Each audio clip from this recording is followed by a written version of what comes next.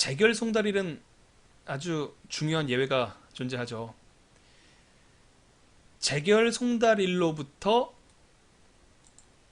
원처분이 아니고요. 원처분을 행정심판 제기 기간 내에 이제 행정심판을 청구했을 경우에는 그것 때문에 시간이 또 흘러가잖아요. 이 사람이 더 행정심판도 제기하지 않은 사람에 비해서 억울해지면 안 되기 때문에 행정심판이 재결된 훗날의 시점을 기준으로 다시 제소기간의 제기를 인정하는 겁니다. 오랫동안 봐주는 거예요. 제소기간에 관한 아주 중요한 예외는 행정소송법 20조에 있습니다. 20조에 행정심판을 거친 경우에는 재결서에 정보를 송달받은 날부터 기산한다.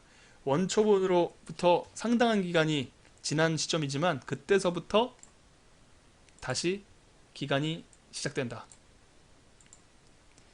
기간 자체는 91년을 간단하다고 말씀드렸어요. 그래서 우리 교재 152페이지 제소기간에 본 서술 내용이 등장합니다. 이거를 외워서 쓸 일은 없다고요.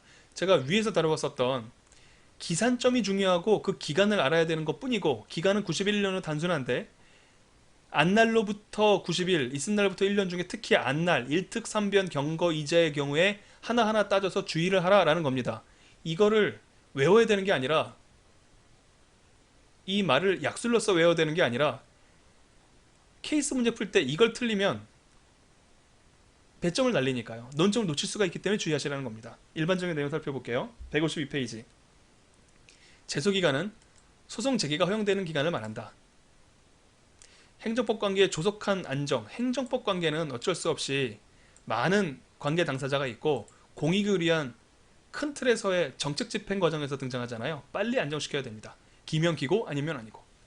제소기간이 더 짧습니다. 제소기간이 민사소송은 없다고 얘기를 해요. 왜 없냐면요, 권리 자체가 존재하는 한 영영 제소할 수 있기 때문이죠. 하지만 권리 자체에 소멸시효가 존재하긴 합니다. 소멸시효에 걸리지 않는 한 권리가 있기만 하면 무조건 제소할 수가 있는 거예요. 아니, 소멸시효가 있으면 그게 제소기간 아닙니까? 아니에요. 주관적 공권은요, 권리가 있어요. 소멸하지 않았는데도 제소기간이라는 별도의 기간 제한이 또 있다고요.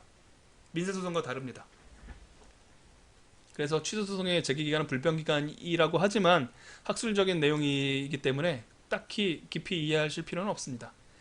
행정심판을 거친 경우에는 기산점이 달라진다. 아까 같이 생각했었죠. 그리고 이 행정심판을 거쳐서 취소소송 제기하는 경우에 사례 1 논점으로 이런 이야기 할 수 있습니다. 이미 제소기간 지나버린 거예요. 근데 그때 어차피 제소기간 지났기 때문에 행정심판의 제기기간 지났는데, 그리고 나서 행정소송의 제기기간도 지났습니다. 안날로부터 180일이거든요 행정심판은. 근데 아예 안날로, 있은 날로부터 180일이거든요. 있은 날로부터 1년까지 지나는 바람에 행정심판, 행정소송 둘 다 제기기간을 도과했다고 칩시다. 당사자가 큰일 났잖아요. 그러니까 꼼수를 쓰는 거예요. 아, 행정심판 재결서 받은 다음부터 하면 되겠구나 싶어서 그제서야, 이미 불가능하다는 거 알면서도 행정심판 제기를 해요. 그러니까 각하재결을 받습니다. 너 청구기간 지났잖아. 각하재결서도 재결서다. 재결일로부터 또다시 90일 1년 시작하겠다. 안 된다는 겁니다.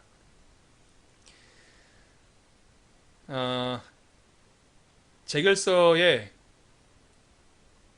송달을 받지 못한 경우에 재결이 있는 날부터 1년이 경과되면 취소소송을 제기하지 못한다. 그리고 행정심판을 거치지 않고 직접 취소소송을 제기하는 경우에는 처분일이 기준이에요. 90일 1년입니다. 처분이 송달된 경우는 뭐 딱히 우리가 사례에서 풀 일 없을 거고요. 제3자는 직접 상대방이 아니니까 처분이 있었다는 사실을 모를 가능성이 높잖아요. 그러니까 안날 90일, 있은 날 1년 중에서 있은 날 180일 부분에 대해서는 제소기간 규정 적용이 배제됩니다. 알았으면 90일이 진행되는 건 똑같아요. 아까 같이 얘기를 했었죠. 처분이 공고 또는 고시된 경우 1특 3변 경거이제 중에서 1입니다. 일반 처분 얘기했었죠. 섹시보이 사건인데 고시 또는 공고의 효력 발생일에 90일의 기간이 기산한다. 그리고 효력 발생일이란 5일 지난 시점을 일반적으로 의미한다. 개별법에 다른 규정이 있으면 법은 깡패입니다. 하지만 예외가 있어요. 예외가 아니라 헷갈리기 쉬운 겁니다. 개별 토지 가격 결정, 이거는 일반 처분이 아니잖아요. 개별 토지를 갖고 있는 땅 주인한테만 처분의 효력이 개별적으로 정해지는 경우는 보통 일반적인 처분이잖아요. 이런 경우에는 현실적으로 안날부터 기산한다는 겁니다. 특정일에 대해서도 마찬가지예요. 기준 시점은 소 제기시, 이거 당연한 얘기고요. 1특 3변, 소의 종류의 변경이 있는 경우에는 처음에 소가 제기된 때 기준을 한다고 말씀드렸죠. 민사소송이랑 다릅니다. 이런 부분은 가점 포인트가 되겠어요. 그 이외에 변경 처분 말씀드렸었는데 이거는 증액 경정 처분과 감액 경정 처분이 다르죠. 아까 다뤘었던 것이 더 정확한 내용이니까요. 거기에 따라서 서술하시면 되겠습니다. 거부 처분은 하나하나의 거부가 새로이 처분이니까 지나도 아무런 신경을 안 써도 된다 말씀드렸습니다. 부작위 위법 확인 소송의 제소기간이 나와 있는데요. 취소 소송을 다루고 있었지만 제소기간이 나왔으니 같이 한번 다루는 겁니다. 부작위의 성질상 행정 심판을 거쳤는지와 관계없이 제소기간의 제한을 받지 않는다는 견해가 있고요. 행정심판을 거쳤으면 어쨌든 재결서를 받잖아요. 그러니까 재결서 받은 날로부터 기산한다는 법조문 적용되는 거 아니야? 뭐 이렇게 생각할 수 있는 여지도 있죠. 뜻밖에도 판례는 후서를 따르고 있습니다. 이상하잖아요. 사실은 부작위는 계속됩니다. 계속돼요. 계속. 행정심판을 거친 사람은 그냥 가만히 있었던 사람에 비해서 더 자기 권리를 위해서 싸운 사람이죠. 권리 위해서 잠잔 사람이 아니에요. 자기 권리에 관심 없는 사람보다는 자기 권리를 소중하게 생각하는 사람을 더 보호해야 될 텐데 오히려 더 불리하게 하고 있습니다. 그러니까 특이하니까 잘 기억하시기 바랍니다.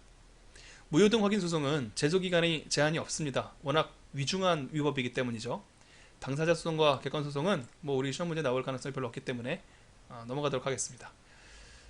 제소기간에 관계된 문제가 2017년에 기출문제 1문에 1로 나왔잖아요. 제가 첫 시간에 풀어드렸는데 아주 간단하게 다시 한번 다음 시간에 풀어보도록 하고 잠시 휴식하도록 하겠습니다.